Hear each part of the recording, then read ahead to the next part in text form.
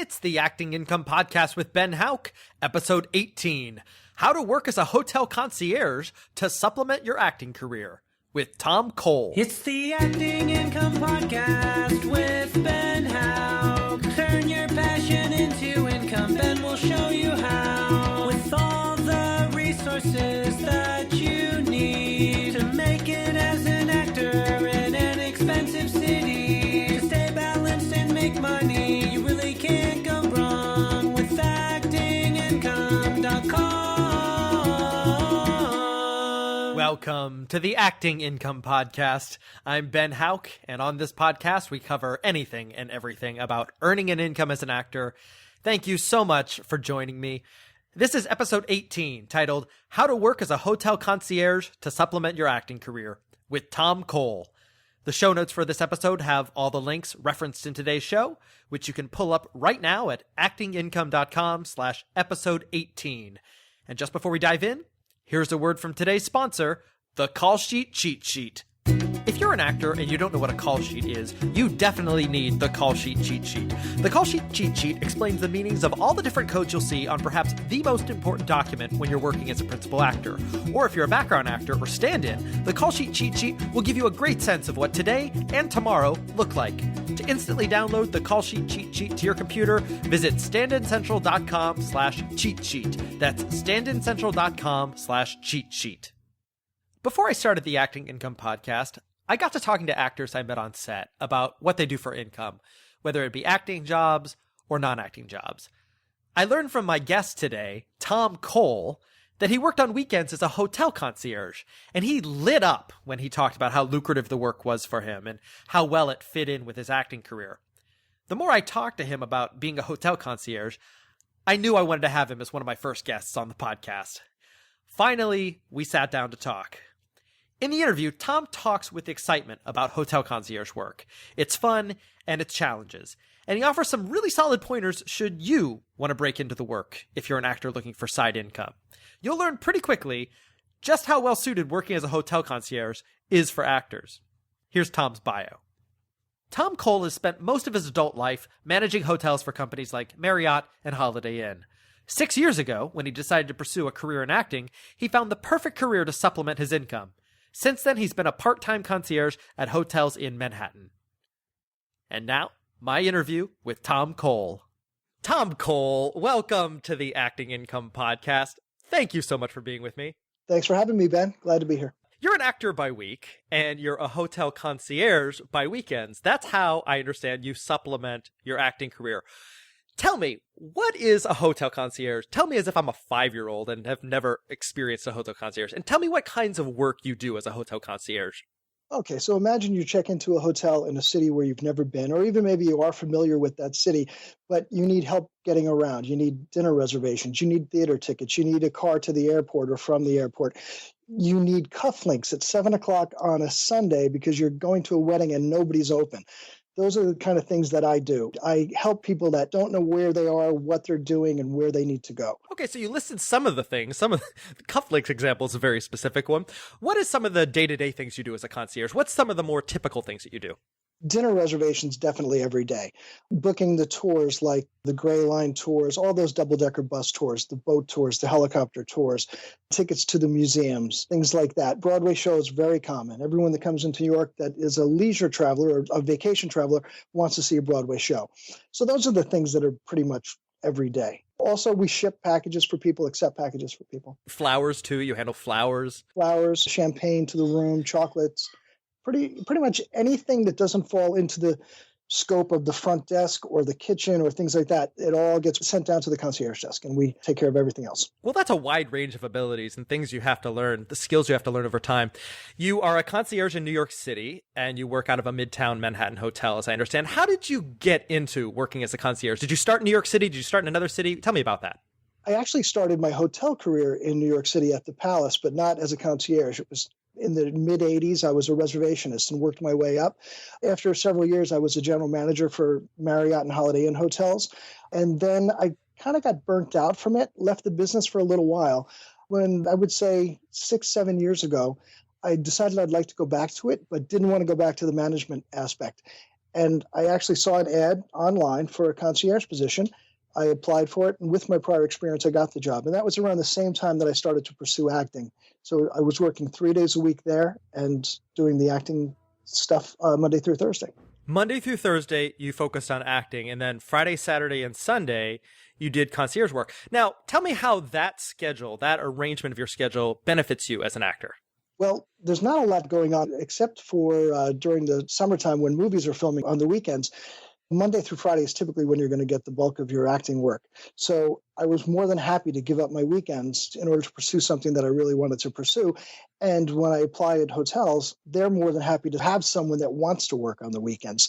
Who really in their right mind wants to work on Saturday and Sunday? Well, I do. So, so because it frees me up to do the more fun things in life. Well, so it frees you up too. And you work on Fridays though. So I guess one of the things I'm wondering is, it sounds like it's laid out pretty well in terms of acting opportunities. Like your acting opportunities usually come during the week and not so much on the weekends. But maybe on a Friday, let's say a last minute audition comes up or something does book on the weekend. That's a pretty nice looking gig. How do you manage that? And how do you balance that with your concierge work? Well, fortunately for me, there's 4 concierges at my hotel currently. 3 of them are full-time and I'm the part-timer. One of the full-timers is a voiceover artist, and she's always looking to go on auditions, and I'll cover her, she covers me. So she understands what I go through, I understand what she goes through, so it's a perfect marriage of, I can help her, she can help me. I've had opportunities where I had to work on an indie film several months ago, and I needed the weekend off, and I just explained it, and they were willing to work around it. So I've had 3 or 4, since I'm at this hotel a year now, I've had 3 or 4 opportunities on weekends. They were more than happy to work around it. That's great. Yeah, it makes me wonder, how common of a setup would that be? If someone were working at another hotel, how flexible is this concierge work for other concierges? It sounds like you have the flexibility at this hotel. I do have the flexibility at this hotel.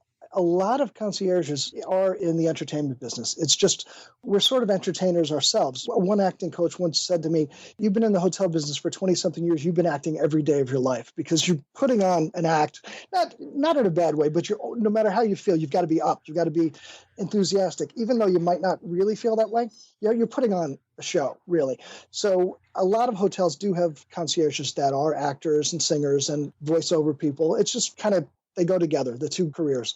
There are some companies in New York City that don't necessarily work for the hotel, but they rent out the hotel desks and then staff them themselves. I don't know if that makes sense, but they'll pay rent to the hotel to own that desk, a monthly rent, and then they'll staff it. Oh, so there's like an outside concierge company? Yes. Oh. I don't work for one of those now. I used to, though. That's how I first got my foot in the door of the concierge thing.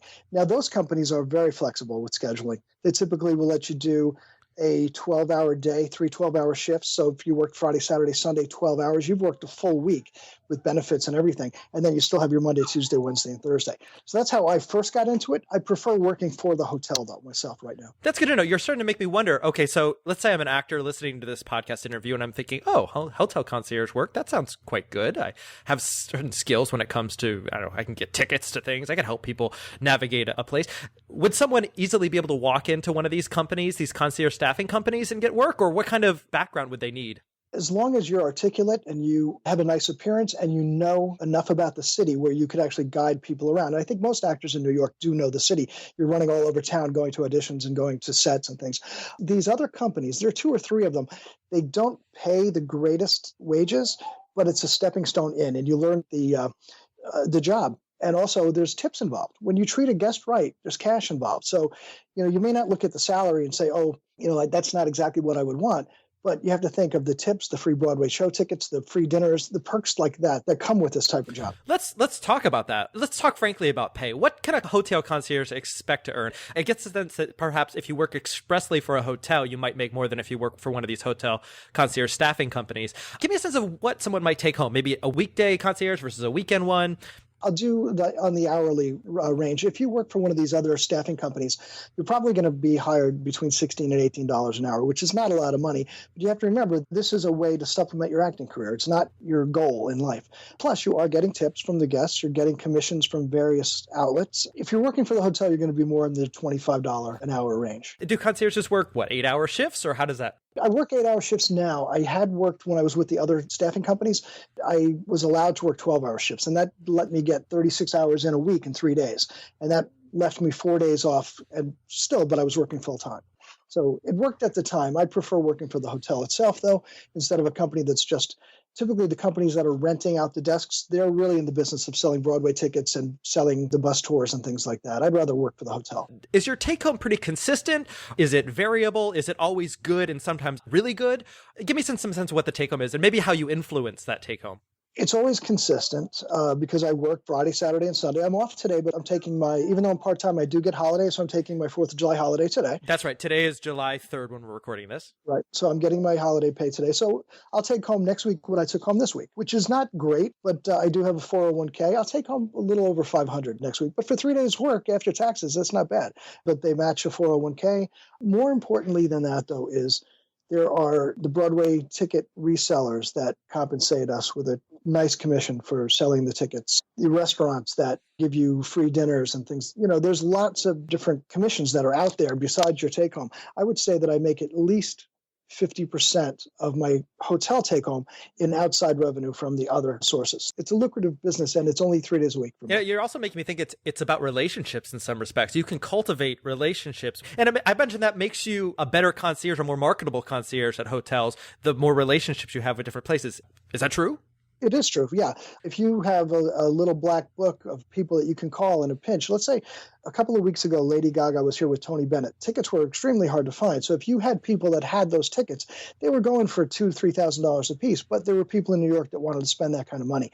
And if you know the people that have those tickets, you're very valuable. When you're working at a hotel, I'm guessing you have access to entertainment professionals who come into New York City. And I'm not sure how that might benefit your acting career, but I'm curious, in what ways has working as a hotel concierge, aside from the flexibility, benefited your acting career? I don't know that it has benefited. I meet a lot of people that come and stay at the hotels.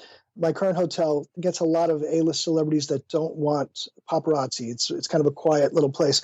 And I just treat them like regular people. They treat me like regular people. They know I know who they am. And, but it's just got to keep it professional. But you do have access to tickets, Broadway tickets, you said, and other things. What are some other kind of actor-centric benefits of hotel concierge work, at least in a big city?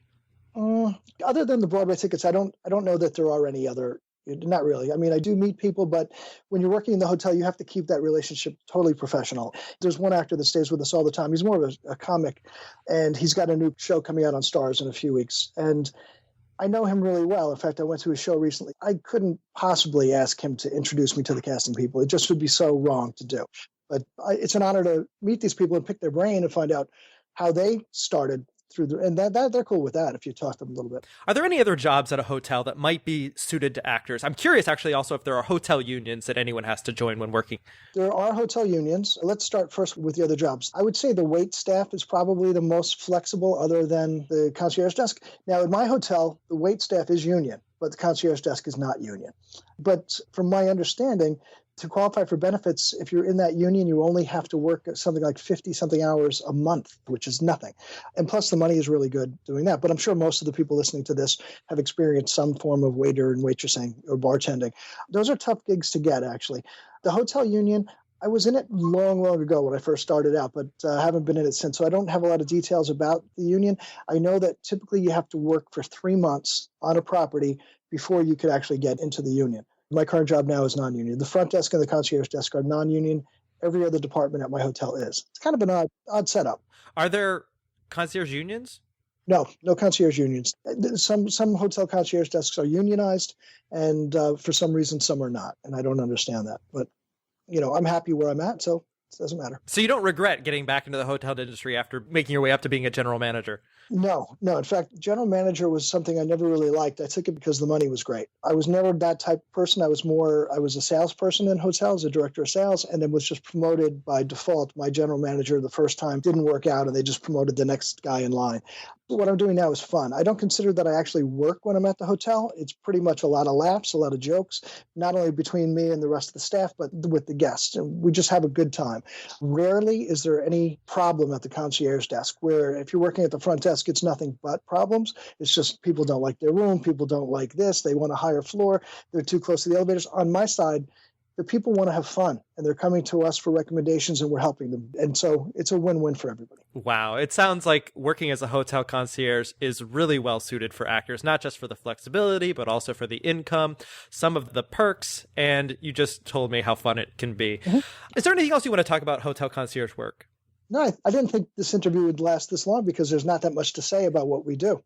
Just sometimes you get hit with something crazy like the cufflink thing at 7 o'clock, but that's rare. That's a rare thing. Typically, it's just the shows, the dinners, the cars, things like that. That's when you show your superhero powers, I'm sure, when you get those crazy requests. Do those excite you, by the way? It's fun because now even though the guest might say, all right, forget it, I'll just use a paperclip, I don't want to stop until I've exhausted all means to try to solve the problem. It's a challenge.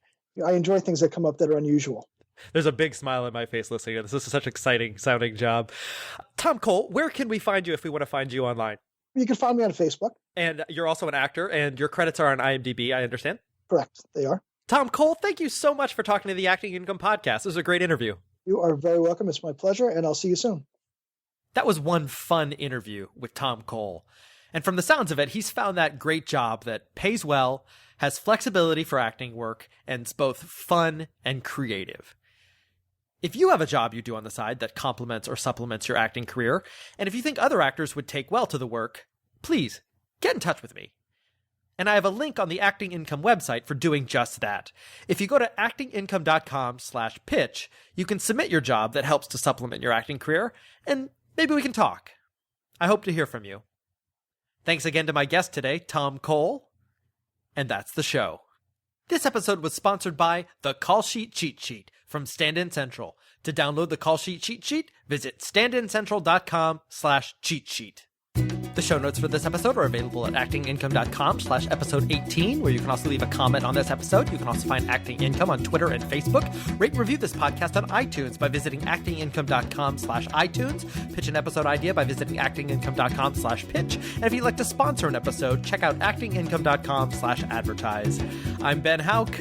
Ta-ta! And for more information, as always, check out actingincome.com.